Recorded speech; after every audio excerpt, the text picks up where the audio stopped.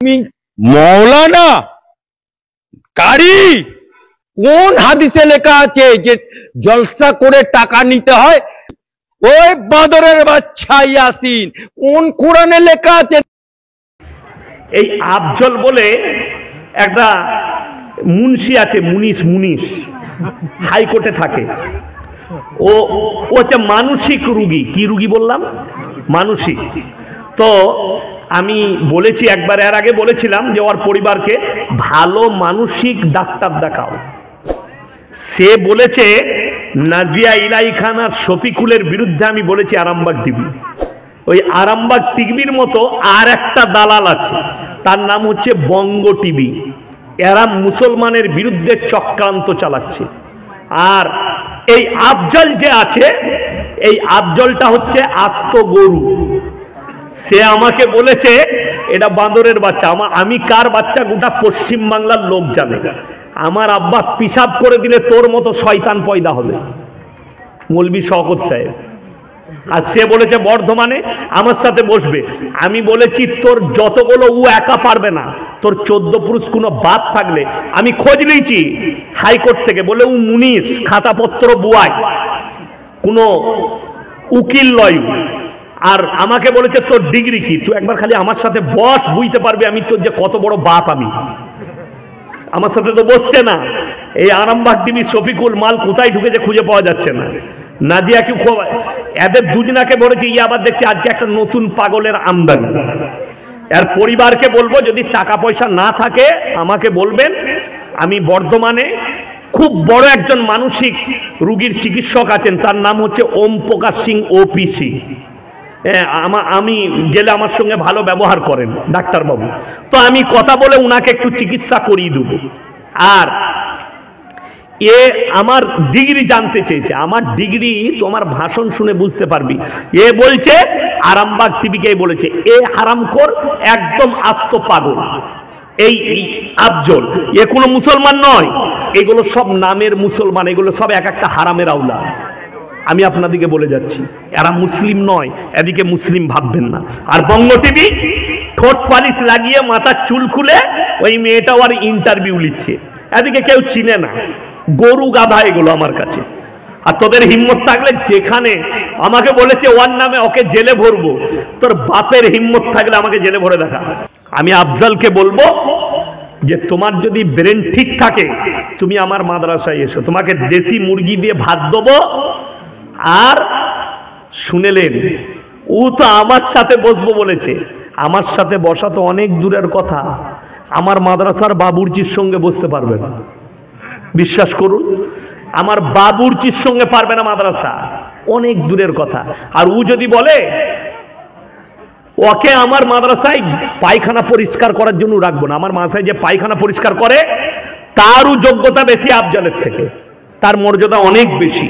সে মাদ্রাসার তালবিলিম আলেমরা যেখানে পায়খানা প্রস্রাব করে সেই মেথডটা সেগুলো পরিষ্কার করে, পয়সা নিলেও ওই যোগ্যতাও নাই। তাহলে কতটা নোংরা বুঝেলেন এই পাগলটা। আর পরিবারকে বলবো ভালো মানসিক চিকিৎসা ডাক্তার দেখাও, তা নাহলে এই পাগল ছাগল। নবীজি পৃথিবীর আদি থেকে অন্ত পর্যন্ত সৃষ্টির শ্রেষ্ঠ, তেনার ওপরে কেউ নেই। খালি ভেবে দেখুন, যার কোনো শিক্ষক নেই, জিনার কোনো উস্তাদ নেই, কোনো ডিগ্রি নেই, আল্লাহর কসম খেয়ে বলছি তারপরও গোটা পৃথিবীর সমস্ত মানুষের থেকে, সৃষ্টিকুলের থেকে উঁচু করেছেন মুহাম্মদ সাল্লাল্লাহু আলাইহি ওয়াসাল্লাম। জোরে বলুন সুবহানাল্লাহ। আমি এই চ্যাংড়া দিকে ধরি না। এখন বর্তমানে 2-4টা কুত্তার মতো ভুগছে, নবীজিকে গালি দিচ্ছে।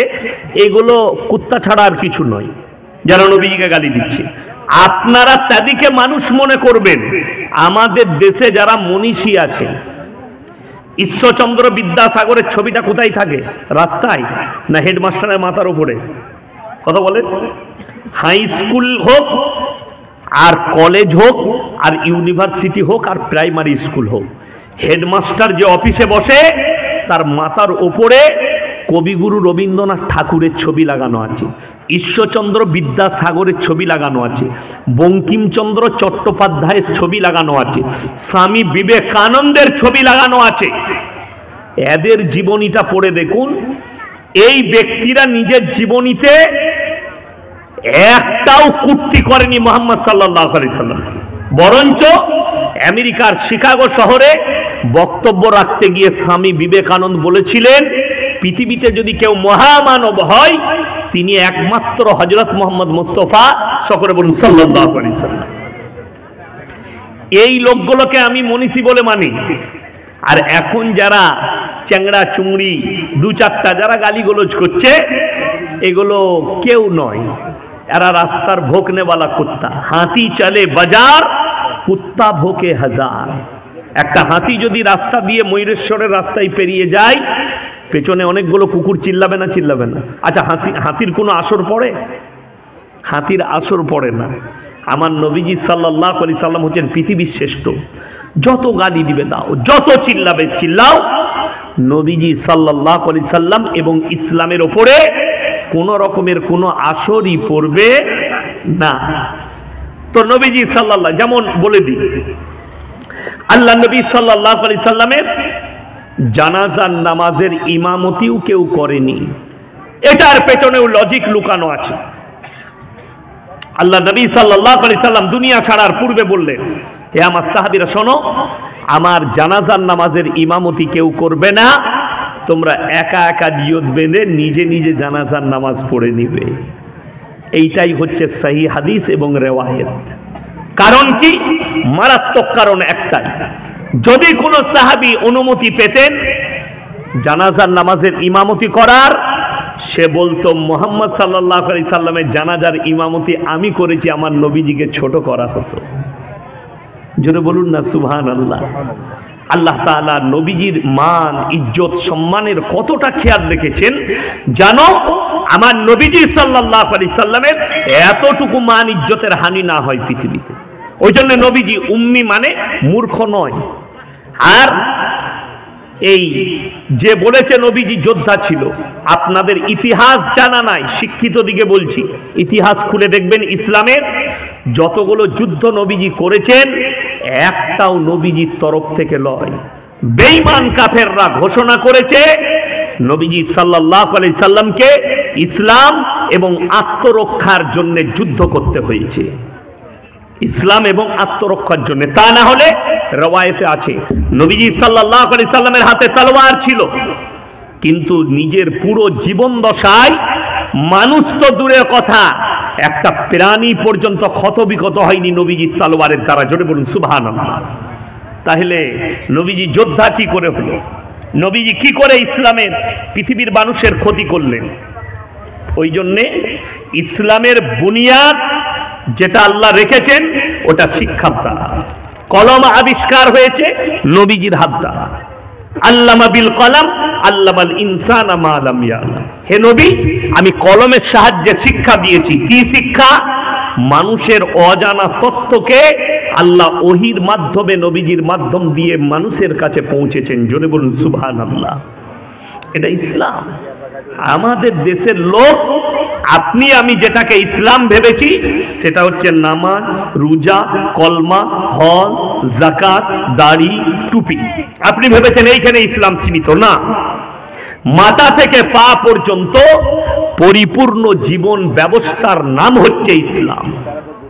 পরিপূর্ণ জীবন ব্যবস্থা, আপনার খাওয়া দাওয়া, উঠা বসা, চলাফেরা সবটাই রসুলের আখলাক মোতাবিক হতে হবে, আল্লাহ রসুলের। আপনি ভেবে দেখুন, আপনাকে সুন্দরভাবে বুঝিয়ে দিই।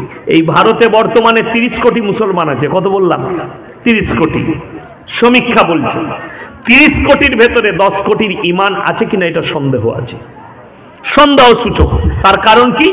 মারাত্মক কারণ। আমি আপনাদেরকে এই ময়ূরেশ্বরে প্রমাণ দিয়ে যাব, আপনি অবাক হবেন যে প্রমাণ দিতে পারবেন। হ্যাঁ, আমি এইখানেই প্রমাণ দেবো। ময়ূরেশ্বর থানায় প্রমাণ পাবেন। এই থানাটাই ঘাঁটলে কোরআন সত্য কিতাব না মিথ্যা? কথা বলে না সবাই? হাত তুলে বলুন কোরআন সত্য কিতাব। বিশ্বাস করেন তো? জোরে বলুন ইনশাআল্লাহ।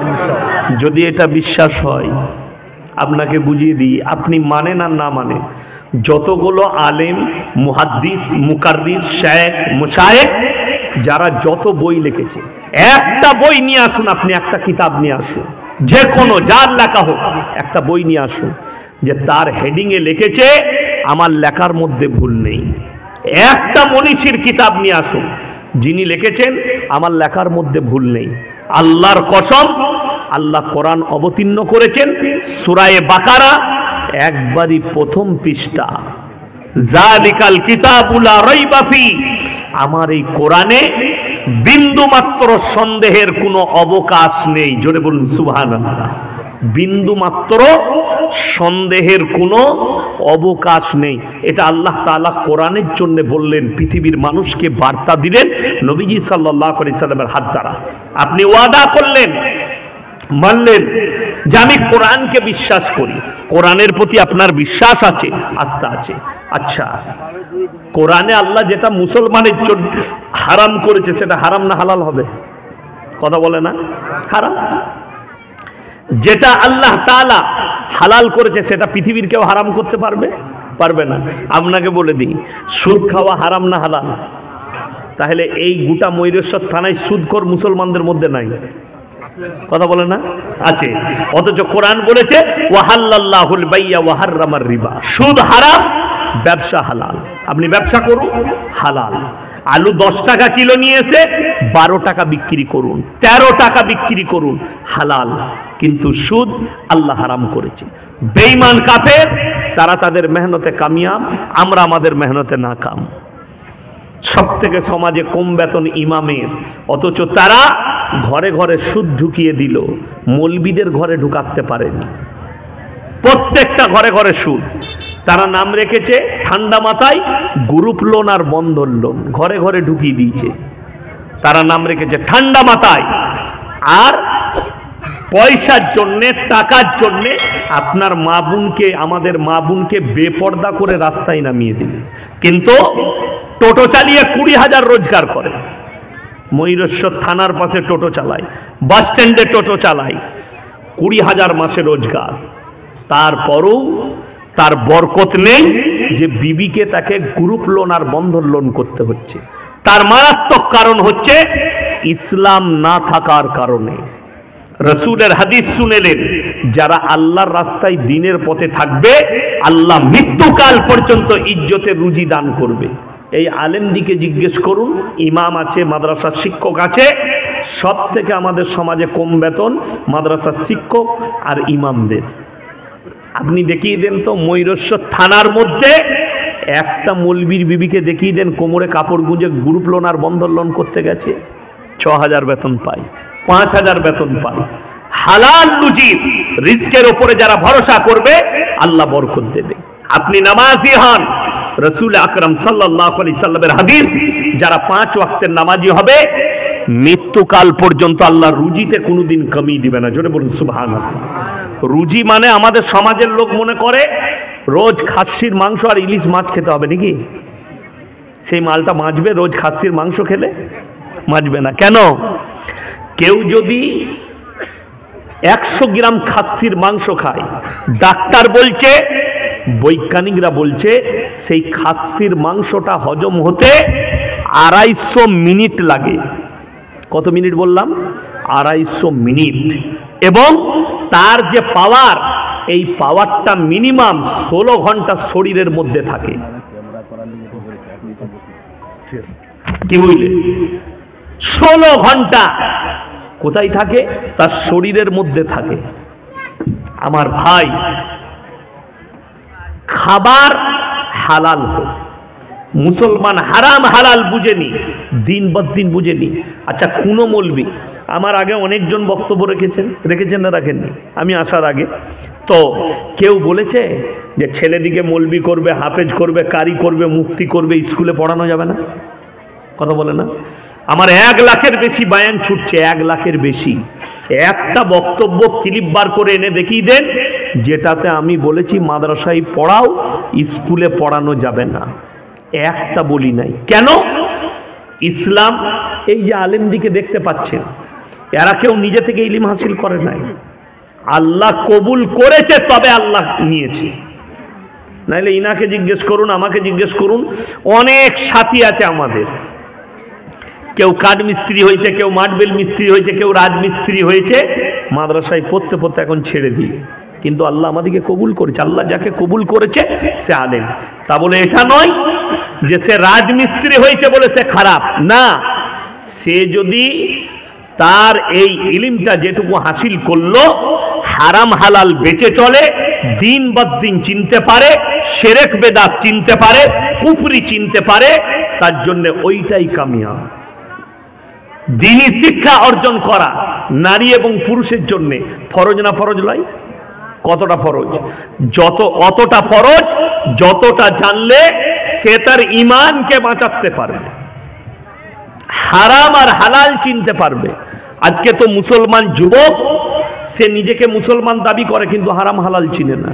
যদি হারাম হালাল চিনতো, আপনাকে ময়ূরেশ্বর থানায় দেখিয়ে দেব। এটা থানা তো বাজার, এই বাজারে দেখিয়ে দেবো মুসলমান লটারি কাটছে, মুসলমান লটারি বিক্রিও করছে। ঠিক বললাম না ভুল বললাম? আচ্ছা, লটারির টিকিট হারাম না হালাল? হালাল হলে তো আমরা মৌলবীরা রোজ একটা করে কাটতাম, 1 কোটি টাকা লেগে গেলে আর ইমামতি করতাম না, ছেড়ে দিতাম। হারাম বলেই তো মৌলবীরা অসহায় হওয়ার পরেও সেখানে ধারে পাশে যাই না। আর আপনি কি করে ওই হারাম জিনিসকে হালাল বানালেন? কেন? আপনার কাছে দিন নাই, আপনার কাছে দিনই শিক্ষা নেই। আমার একবারই দিল্লি রোডের ওপরে আমার বাড়ি, পানাগড় থেকে 17 কিলোমিটারের মাথায় বর্ধমানের দিকে যেতে আমার গ্রাম, আমার বাড়ি, আমার মাদ্রাসা। বড় কষ্ট লাগে। কত এই বীরভূমের ছেলেরা পাথর লোড করছে, কোথায়? পাচামিতে, রামপুরহাটে, কলকাতা নিয়ে যাচ্ছে আরামবাগ, মেদিনীপুর, বিষ্ণুপুর, সব আমাদের ওপর দিয়ে। হাই রোডের ওপরে চেপি হোটেলে ঢুকি, মুসলিমদের ছেলে সর্বপ্রথম বলছে মদের বোতল দে। মদ খাওয়া হলো, যেমনি মদ খাওয়া শেষ বললে মুরগির মাংস আর রুটি নিয়ে আয়। যখন মুরগির মাংস এনেছে হোটেলের কর্মচারী, তখন হারামখোর জিজ্ঞেস করছে মুরগিটা জবাই না কাটা। কথাটা বুঝতে পারেননি? আচ্ছা, যে লোকটা মদ খেলো তারা এটা জিজ্ঞেস করে লাভ আছে? লাভ নাই।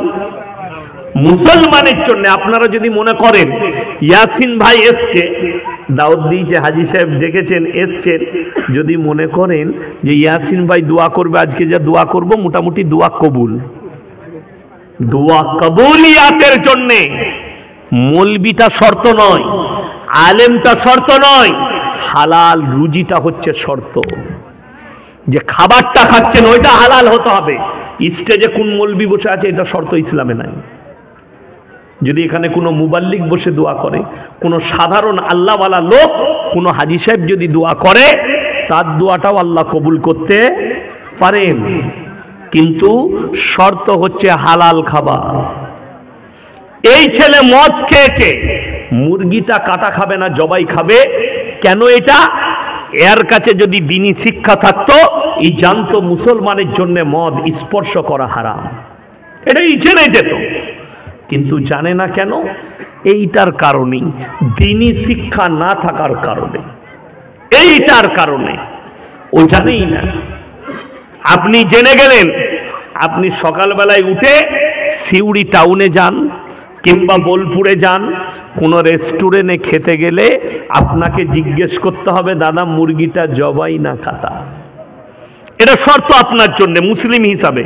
তো ভেবে দেখুন, যদি আপনার জন্য এটা শর্ত হয় যে আপনাকে জিজ্ঞেস করতে হবে, আপনি সকালবেলায় উঠে ময়ূরেশ্বর বাজারে গেলেন, 1 কিলো জবাই করা মাংস দে, কিনছেন জবাই করা মাংস, কিন্তু টাকাটা সুদের টাকা, সেই একই মাল দাঁড়িয়ে গেল। কথা বোঝাতে পারলাম? আপনার কাছে দ্বীনি শিক্ষা নেই, ওই জন্য সুদের টাকাটাকে আপনি হারাম মনে করলেও জবাই করা মাংস যখন কিনছেন ওটাকে হালাল মনে করেছেন। এইটা মুসলমানদের, এইটাই মনে করেছে আমি দিন পেয়ে গেছি, কিন্তু দিন নাই। নামাজও পড়ে, রোজাও রাখে, সুদও খায়, সবই করছে, হারাম খাচ্ছে, আপনি দিন মনে করেছেন। এই দ্বীনি শিক্ষা অর্জন করলে হারাম হালালের বিচার করার ক্ষমতা আপনার আছে। বেঈমান কাফেররা ঠান্ডা মাথায় আপনাদিকে পাপে লিপ্ত করেছে, আপনি অনুভবও করতে পারবেন না। তারা যা করেছে ঠান্ডা মাথায়, আপনি ভাবতেই পারবেন না তারা ঠান্ডা মাথায় কতগুলো খারাপ কাজ করেছে, কত বড় নেমো খারামি করেছে। আর আমাদের সমাজ এই জিনিসগুলোকে অ্যাকসেপ্ট করে নিয়েছে। তা না হলে হাদিস যদি খুলেন, রসুলের যদি আখলাক খুলেন, রসুলের জীবনীতে আপনি প্রত্যেকটা মাদ্রাসার জলসা